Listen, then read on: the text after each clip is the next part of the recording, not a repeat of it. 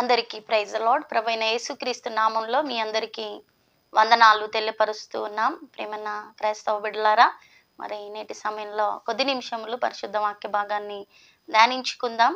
పరిశుద్ధ గ్రంథంలో నుండి మరి లూకా సువార్త 18వ అధ్యాయము మరి 9వ వచనం నుండి కొన్ని వచనాలని ధ్యానించుకుందాం. అయితే ఇక్కడ మనం గమనించినట్లయితే ఒక ఉదాహరణ యేసుక్రీస్తు ప్రభు మరి చెప్పి ఉన్నాడు. చూడండి, 14వ వచనంలో గమనించినట్లయితే, తన్ను తాను హెచ్చించుకున్నవాడు తగ్గింపబడును అనియు, తమ్ము తాము తగ్గించుకున్నవాడు హెచ్చింపబడుననియు చెప్పాను. ప్రార్థన చేసుకుందాం. దయగల తండ్రి, పరిశుద్ధ ఆత్మదేవ, సృష్టికర్త, మహోన్నతుడా, నీ ఘనమైన ఉన్నతమైన నామాన్ని బట్టి వందనాలు చెల్లిస్తూ ఉన్నాం.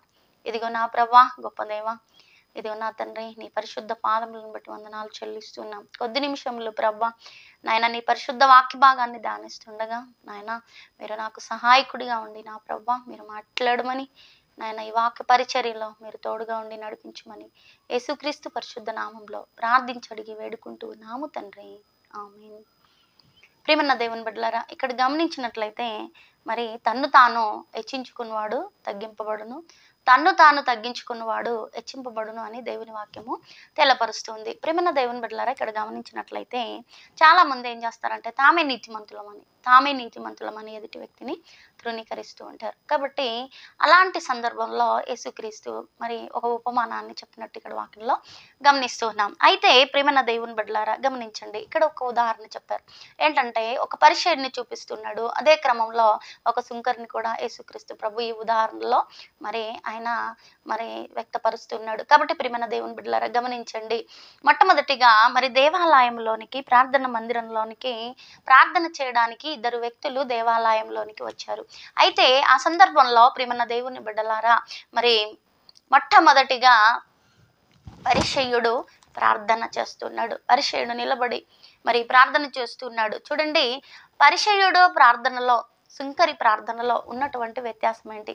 చూడండి, ఎందుకు సుంకరి కనికరింపబడ్డాడు అనేటటువంటి విషయాన్ని ఒకసారి మనము గమనిద్దాం. చూడండి, ఇక్కడ గమనిస్తే మరి పరిసయ్యుడు నిలబడి దేవుని సన్నిధిలో ప్రార్థిస్తున్నాడు. దేవా, నేను చోరులను, అన్యాయస్తులను, వ్యభిచారులనైనా, ఇతర మనుషుల వలెనైనను, ఈ సుంకరి వలెనైనను ఉండనందుకు నీకు కృతజ్ఞత స్తుతులు చెల్లించుచున్నాను అని ప్రార్థన చేస్తూ ఉన్నాడు. నా ప్రియమైనటువంటి దేవుని బిడ్డలారా, మొట్టమొదటి గమనించండి, అంటే ఆయన ప్రార్థన చేస్తూ ఉన్నప్పుడు మరి ఎదుటి వ్యక్తులు మరి బట్టి ప్రార్థిస్తున్నాడు. ఏమనంటే చూడండి కదా, చోరులనైన వలె కానీ, మరి అన్యాయస్తుల వలె కానీ, వ్యభిచారుల వలె కానీ, ఆయన ఇతర మనుషుల వలెను, అంత మాత్రం కాకుండా పక్కన ఉన్నటువంటి సుంకర్లాగా కూడా నేను బ్రతకకుండా ఉన్నందుకు వందనాలు అని చెప్తున్నాడు.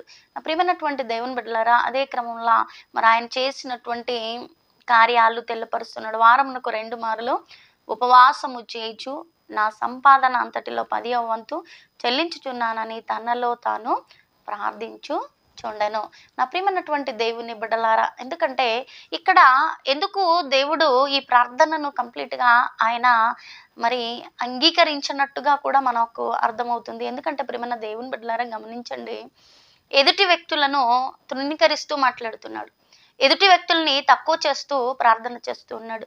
కాబట్టి నా ప్రియమైనటువంటి దేవుని బిడ్డలారా, అయితే ఈ సమయం అందు చూడండి, మరి తన్ను తాను హెచ్చించుకుంటున్నాడు. నేనే గొప్పవాడిని, ఎందుకంటే నేను మరి 2 మార్లు, వారమునకు 2 మార్లు ఉపవాస ప్రార్థన చేస్తున్నాను, మరి ఉపవాసం ఉంటూ ఉన్నాను, మరి నా సంపాదనలో 10వ వంతు దేవునికి ఇస్తున్నాను, కాబట్టి నేనే దేవుని సన్నిధిలో నేను ఉన్నతుడిగా ఉన్నానని తనలో తాను అనుకుంటూ, మరి తన్ను తాను హెచ్చించుకుంటూ మరి దేవుని సన్నిధానంలో మరి ప్రార్థన చేస్తూ ఉన్నాడు. నా ప్రియమైనటువంటి దేవుని బిడ్డలారా గమనించండి, అదే క్రమంలో మరి చూడండి, సుంకరి దూరముగా నిలబడి ఆకాశం వైపు ఎత్తుటకైనను ధైర్యము చాలక రొమ్ము కొట్టుకొనుచు, దేవా, పాపినైన నన్ను కరుణించుమని పలికెను.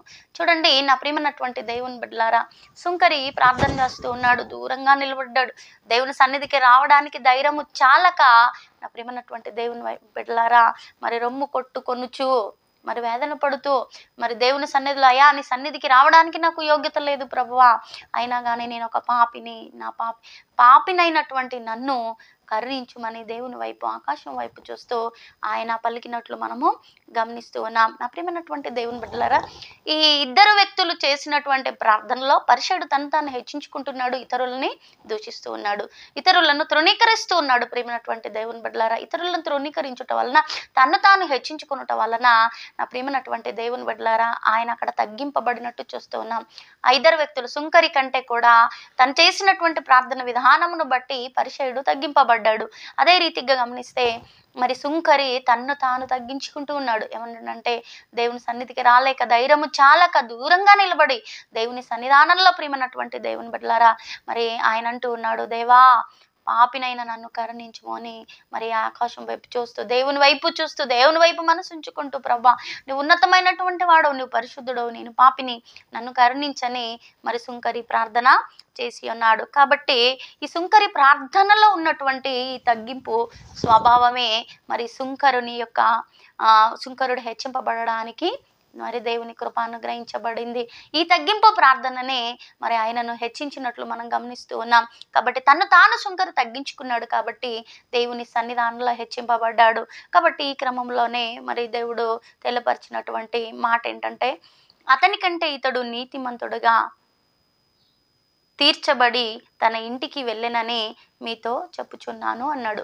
చూడండి నా ప్రియమైన దేవుని బిడ్డలారా, సుంకరి ప్రార్థనలో ఉన్నటువంటి తగ్గింపు, సుంకరి ప్రార్థనలో ఉన్నటువంటి విధేయత, సుంకరి ప్రార్థనలో ఉన్నటువంటి దీన స్వభావము నా ప్రియమైన దేవుని బిడ్డలారా అతన్ని నీతిమంతునిగా చేసింది. సుంకరి ప్రార్థనలో ఉన్న తగ్గింపు స్వభావమే సుంకరిని నీతిమంతునిగా చేసి ఇంటికి పంపిందని దేవుని వాక్యం యేసుక్రీస్తు ప్రభు తెల్లపరుస్తూ ఉన్నాడు. నా ప్రియమైనటువంటి దేవుని బిడ్డలారా, మనల్ని మనం తగ్గించుకుంటే దేవుడు హెచ్చిస్తాడు. నీ స్థితి ఏదైనా ఉండొచ్చు, ఒకసారి దేవుడు మనల్ని పరిశీలిస్తే మన స్థితి ఎలా ఉంటుందో దేవుని యొక్క తీర్పుకే తెలుసు, ఆయనకే తెలుసు. ప్రియమైన దేవుని బిడ్డలారా, మనకు మనం తీర్పు తెచ్చుకోలేం. కాబట్టి దేవుని సన్నిధిలో ఎల్లప్పుడూ నీ స్థితి ఏమైనప్పటికీ కూడా నిన్ను నీవు తగ్గించుకునేటటువంటి బిడ్డగా నీవు ఉండగలిగితే దేవుని ప్రణాళికలో ఆయన మనల్ని హెచ్చిస్తారని నేటి సమయం అందు ఈ వాక్యం ద్వారా పరిశుద్ధాత్మ దేవుడు మనందరితో మాట్లాడి ఉన్నాడు. దేవుడు మిమ్మల్ని దీవించును గాక.